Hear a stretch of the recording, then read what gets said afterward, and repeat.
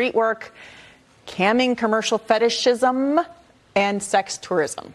It's very embarrassing to have to read those words. I don't know how to pronounce them.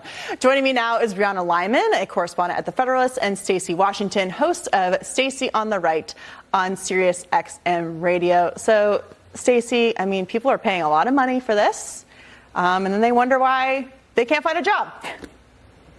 Well, I'm hoping they're not paying for that, Katie. I'm hoping that someone in their life, maybe a counselor, maybe a trusted friend, maybe someone that they text with back and forth, is telling them that you don't have to go to college to take classes about sex work. Any person can be a sex worker or a prostitute. I thought we were sending our daughters to college, getting them great high school educations and then college educations so they'd never have to worry about doing sex work. I thought that parents were instilling morals and values so they didn't have to talk about sex all the time. I thought a part of being an American woman was never having to be confronted as an adult in public places with topics like sex, sex work and queer theory and all of that nonsense. I just thought that was how it was. Well, Princeton, you have to pay $90,000 a year to go to school there. But Brianna, you know, they're not the only ones who are doing these types of things. There's a grad level class at Boston University that's offering a class called Medieval Trans Studies, featuring trans saints and gender fluid angels and genderqueer monks. And then at Tufts University, they're offering a class called Transcestors, Trans History, Narrative, and Influence. And these classes count towards a master's degree or a PhD. You know, I'm sure you've seen the debate right now on Twitter about H-1B visas in which American companies import foreign workers to do American jobs. And the argument is that Americans should be doing these jobs. It's right.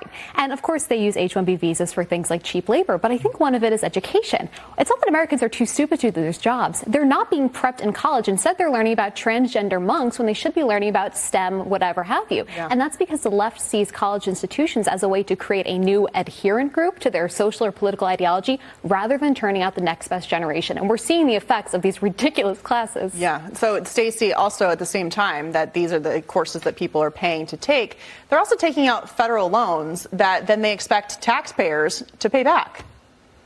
Well, you know, if a person is silly enough to think that genderqueer theory and Ethiopian monks of some kind of sex kind, that's actually a good use of their time, then they probably also think that I should be sitting here working two jobs to pay their student loans. Yes, indeed. This is the issue we have. We're bringing people in, foreigners who are very serious about education and STEM, and we're having them take these high-paying, good middle-class and upper-middle-class jobs while Americans sit around twiddling their thumbs thinking about 57 genders. And, you know, I know it's right after Christmas, and Merry Christmas, everybody. Merry Christmas, America, but I'm not here for it. Yeah, I don't think a lot of people are here for it. But the University of Michigan is here for it. You mentioned all the genders. They're offering a $600 pronouns 101 training to K through 12 public schools. But it's free for its own students, and the goal is to learn what pronouns are, be able to share why they're important in their own words, identify correct pronouns in sentence structures. So, Brianna, I guess there are so many of them now that maybe people do need a workshop, but it's just ridiculous. Maybe they do, but I'm telling you, colleges, you don't get any juice for your squeeze at this point because they are reckless money-making machines that have no accountability for what they're putting out there. That's absolutely true. Well, we'll just have to see how much money we're going to fork over to these ridiculous classes. My parents would have never paid for that. Stacey, do you think as a parent that people should be paying for that? No, I have one graduated from college and two who are still going, one med school student, and I can tell you we won't be paying one penny for this nonsense. You can learn a lot of things on YouTube, and that's why some people are using their dollars for education in state schools and trade schools, and the Ivies are starting to lose their luster. Yeah. I hope that the Ivies continue to be a shining beacon of education for us, but this is nonsense, Katie, and I think they should put a stop to it. Well, looking forward to the next Doctor of the Family. Brianna and Stacey, thank you very much. Thank you. That's it for us tonight. I'm Katie Pavlich, in for Laura Ingram. Make sure to tune in to Fox and Friends tomorrow morning. Thanks for watching.